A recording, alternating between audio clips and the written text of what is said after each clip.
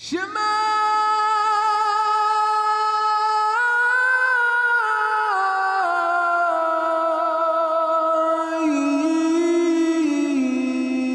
Israel.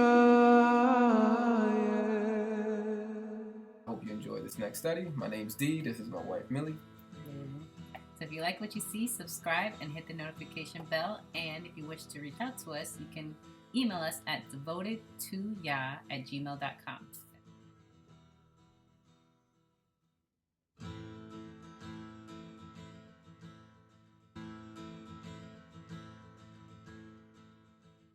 But my wife, I would like my wife to talk about what she brought up, issues on a different issue about this. When leaders are coming up with commands, there's always resistance. And I think there's an answer to this. Yeah. What is the resistance? Where is this coming from? Yeah, I think it's I call it the spirit of Korah in short.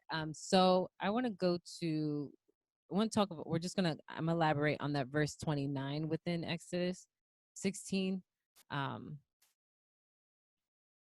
where it says, see, Yahuwah has given you the Sabbath. For that reason, he gives you bread for 2 days, and on the sixth day remain everyone in his house. No one is to leave his place on the seventh day. And then we know that there's still people that had wind up leaving ahead of time. All right, so let's get into the spirit of Korah, and we're going to go into Numbers 16. I'm going to jump around a bit. This is obviously a different time period, but the aspect that I'm bringing out would wind up being when people wish to rebel against leadership.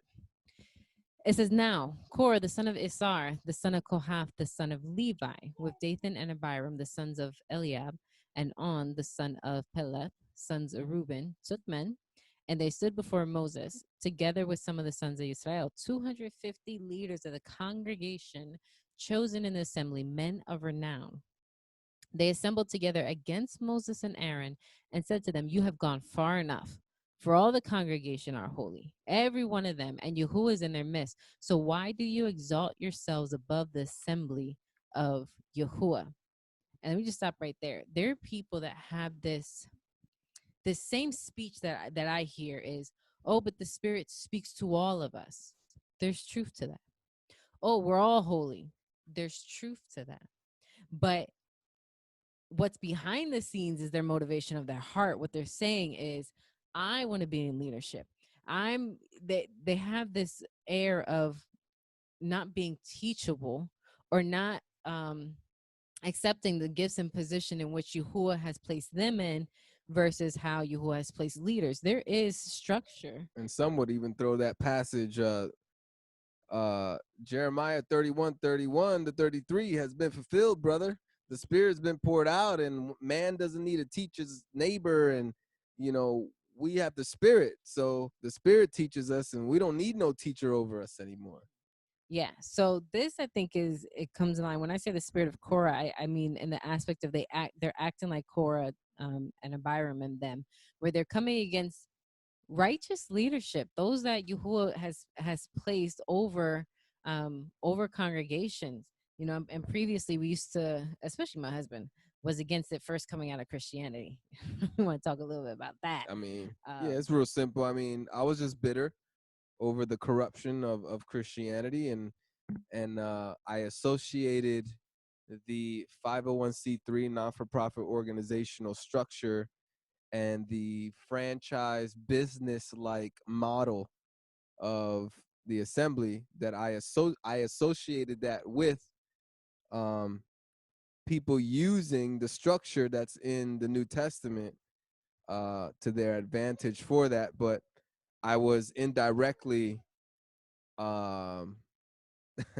essentially going against the word. I was going against the word out of my own bitterness from my own experience, not knowing that the word is pure all by itself. The leadership that Yahuwah established is pure in and of itself, and men use it for in an evil or corrupt way to their own advantage, to build their own kingdom. That doesn't make what Yahuwah established wrong.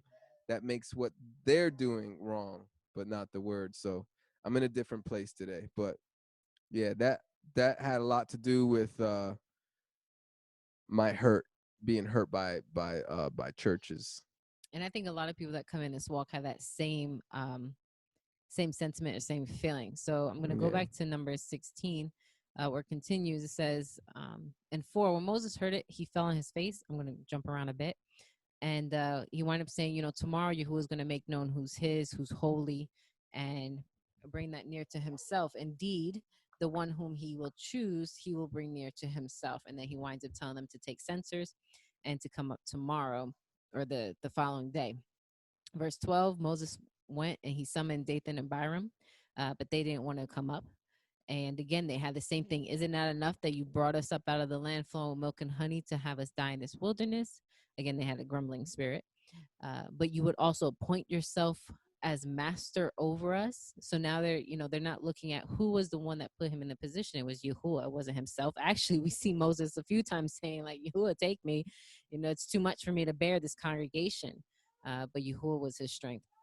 Verse 14, it says, indeed, you have not brought us into the land flowing with milk and honey, nor have you given us an inheritance of fields and vineyards. Would you gouge out the eyes of these men? We will not come up.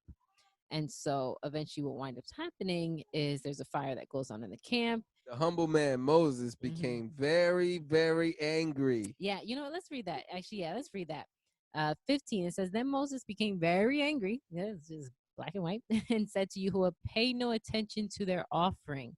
Do not take heed to what they're going to offer you. Don't accept it. It says, I have not taken a single donkey for them, nor have I done harm to any of them. Moses said to Korah, you and all your group be present before Yahuwah tomorrow. You and they, along with Aaron, and each of you take a censer, put incense on it, and each of you bring his censer before Yahuwah. 250 censers. Also, you and Aaron each shall bring his censer. So they wind up taking it, put fire on it, they placed incense on it, and they stood at the entrance of the tent of meeting. And Korah had assembled all the congregation against them at the entrance of the tent of meeting, and the glory of Yahuwah appeared there to the congregation. Yahuwah wind up saying to Moses and Aaron, separate yourselves from among this congregation, so I may consume them instantly. But they, being Moses and Aaron, fell on their face and said, God, the God of spirits of humanity, when one person sins, will you be angry with the entire congregation? So Yahuwah wind up saying, get away from Korah, the tents of Korah, Dathan, and Abiram. And so Moses, when he rose and he went to Dathan and Abiram with the elders that were following him, he spoke to the congregation saying, get away from them. And eventually he says, he being Moses, in verse 28 says, by this you shall know that Yahuwah has sent me to do all these things, for it is not my doing. If these men die the death of all mankind, or if they suffer the fate of all mankind, then Yahuwah is not with me. But if Yahuwah brings about an entirely new thing and the ground opens its mouth, I mean, he went to extremes and swallows them with everything that there is, and they descend alive, like literally getting buried alive into Sheol. Then you will know that these men have been disrespectful to Yahuwah.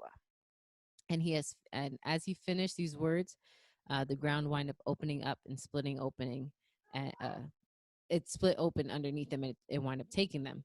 So what I want to gather through is this aspect of the structure within the congregation, and it is okay to have leadership. It's necessary. We've seen it throughout the past few years when we've been in congregations and such, and within this position, because of the drama that comes in, because of the false doctrine that comes in, because of the bickering and the slander and the gossip and this and that, that there needs to be this place for leadership to be able to make righteous judgments from Yahuwah, taken in prayer, taken in fasting, counseling.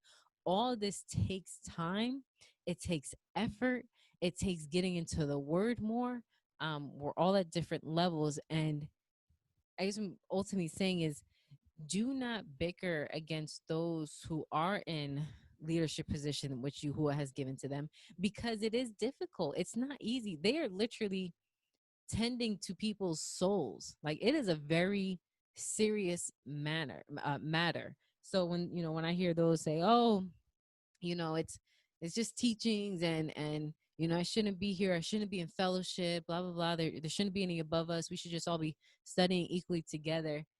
They have this same the same spirit. I just, all I can think about is the spirit of Korah. They're unteachable. They don't want to be under somebody. They think, you know, they want to be above rather than being elevated by Yahuwah into that position, because it is, I think it's perfectly fine to desire to be a teacher or to desire to be in those positions if Yahuwah has given you that gift, but cultivating it. You know, there's people, I mean, we know people that have come into the faith quickly and then want to be puffed up in pride when they're preaching the gospel and they're preaching things, and they want to be teachers and they want to be leaders, but they're doing it um, too quick in their timing. They're not able to actually be humble. They're not able to be teachable. They're not able to sit down and learn the scriptures, um, because of this. They have the same mannerisms as Korah, Dathan, and Abiram, and those that were led astray, basically.